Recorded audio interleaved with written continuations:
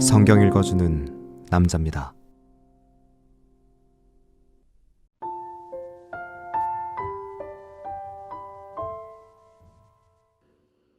또 내게 지팡이 같은 갈대를 주며 말하기를 일어나서 하나님 성전과 제단과 그 안에서 경배하는 자들을 청량하되 성전방 마당은 청량하지 말고 그냥 두라. 이것을 이방인에게 주었은즉 저희가 거룩한 성을 42달 동안 짓밟으리라. 내가 나의 두 증인에게 권세를 주리니 저희가 굵은 베옷을 입고 1260일을 예언하리라. 이는 이 땅의 주 앞에 섰는 두 감람나무와 두 촛대니 만일 누구든지 저희를 해하고자 한즉 저희 입에서 불이 나서 그 원수를 소멸할지니 누구든지 해하려 하면 반드시 이와 같이 죽임을 당하리라. 저희가 권세를 가지고 하늘을 닫아 그 예언을 하는 날 동안 비 오지 못하게 하고 또 권세를 가지고 물을 변하여 피 되게 하고 아무 때든지 원하는 대로 여러 가지 재앙으로 땅을 치리로다. 저희가 그 증거를 마칠 때에 무적행으로부터 올라오는 짐승이 저희로 더불어 전쟁을 일으켜 저희를 이기고 저희를 죽일 터인즉 저희 시체가 큰 성길에 있으리니 그 성은 영적으로 하면 소돔이라고 하고 애굽이라고도 하니 곧 저희 주께서 십자가에 못 박힌 곳이니라. 백성들과 족속과 방언과 나라 중에서 사람들이 그 시체를 사흘 반 동안을 목도하며 무덤에 장사하지 못하게 하리로다. 이 두 선지자가 땅에 거하는 자들을 괴롭게 한 고로 땅에 거하는 자들이 저희의 죽음을 즐거워하고 기뻐하여 서로 예물을 보내리라 하더라.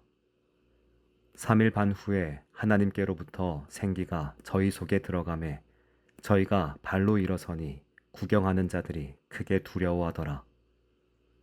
하늘로부터 큰 음성이 있어 이리로 올라오라 함을 저희가 듣고 구름을 타고 하늘로 올라가니 저희 원수들도 구경하더라. 그 시에 큰 지진이 나서 성 10분의 1이 무너지고 지진에 죽은 사람이 7천이라. 그 남은 자들이 두려워하여 영광을 하늘의 하나님께 돌리더라.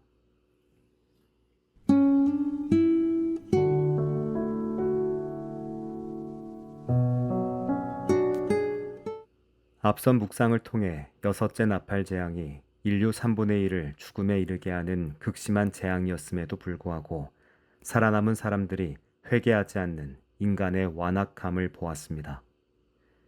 이제 여섯째 나팔과 일곱째 나팔 사이에 잠시 멈춤의 시간이 주어집니다. 요한계시록 11장 1절에서 13절은 이 심판의 와중에도 하나님의 보호를 받는 참된 교회와 증인의 사명, 그리고 부활의 승리를 강조하며 중요한 전환점을 마련합니다. 요한에게 갈대 같은 지팡이가 주어집니다. 그는 이 지팡이로 하나님의 성전과 제단, 그리고 그 안에서 경배하는 자들을 측량하라는 명령을 받습니다. 이 측량 행위는 하나님의 보호와 구별을 상징합니다. 하나님은 당신의 진정한 예배 공동체를 환난 속에서도 안전하게 보호하고 보존하시겠다고 약속하십니다. 그러나 성전 바깥들은 이방인에게 주어져 42달 동안 짓밟힐 것이 예언됩니다. 하나님은 당신의 백성, 곧 당신을 진정으로 경배하는 자들을 구별하고 보호하는 신실한 분이십니다.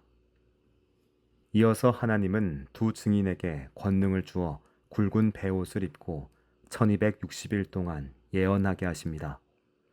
이 두 증인은 교회의 예언자적 사명을 상징합니다.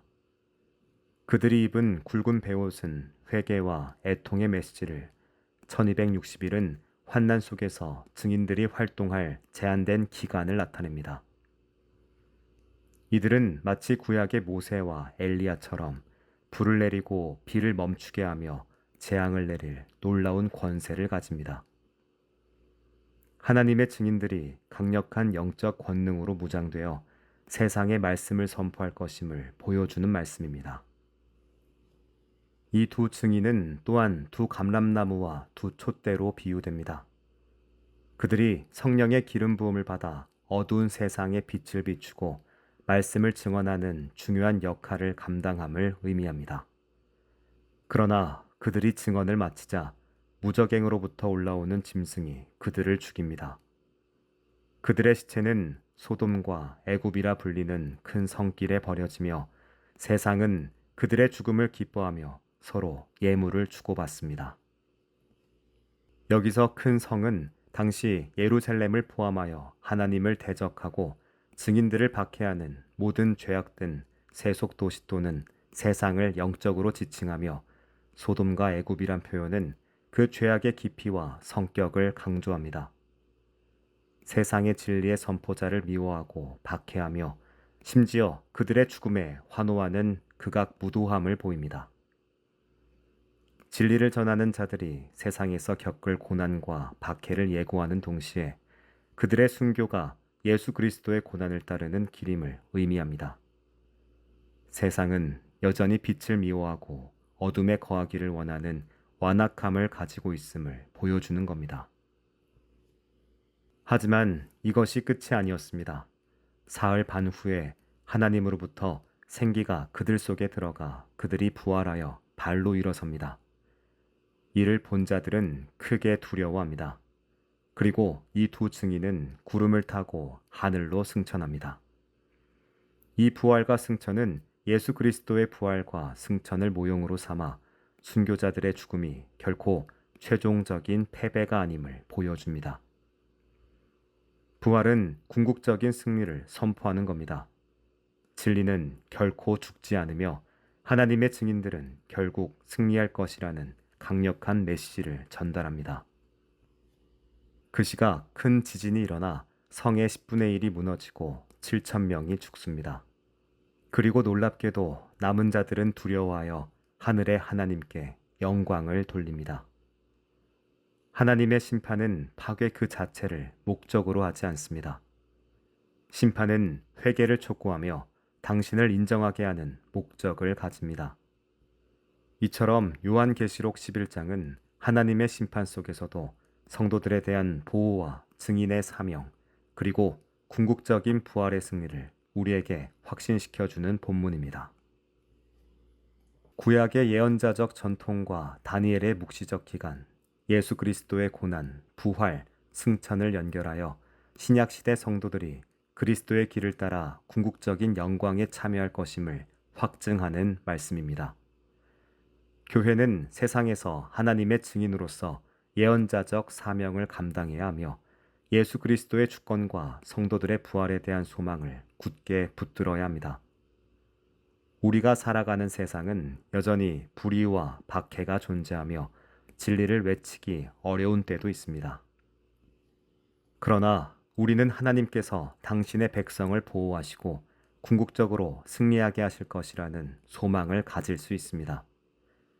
환난 속에서도 증인의 사명을 감당해야 합니다. 우리에게 주어진 시간은 제한적이며 복음의 메시지를 선포해야 할 긴박감이 있습니다. 우리는 궁극적인 부활의 승리를 바라보며 인내해야 합니다. 고난의 순간에 주님의 권능을 온전히 신뢰하지 못하고 두려워했던 불신앙이 있다면 지금 회개해야 합니다. 고난 속에서도 성령의 감동으로 주님의 음성을 듣고 주님을 온전히 의지하여 담대한 믿음을 주시도록 간절히 기도해야 합니다. 어려움이 닥칠 때마다 주님의 권능과 승리를 묵상해야 합니다. 교회 공동체를 위해 헌신하며 영적인 깨달음을 나누어 타인에게 위로와 소망을 주며 도와야 합니다. 회개할 수 없는 자들을 위한 간절한 기도와 복음 전파의 사명 또한 잊지 말아야 합니다. 이 모든 것을 통해 우리는 주님 안에서 진정한 승리를 경험하게 될 겁니다. 기도하겠습니다. 주님, 환난 속에서도 주님의 권능과 보호하심을 신뢰하고 담대한 증인의 사명을 감당하며 부활의 승리를 소망하게 하소서.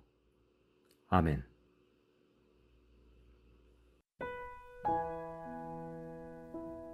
지금까지 묵상에 함께하는 교회 홍정한 목사, 내레이션 성경 읽어주는 남자였습니다.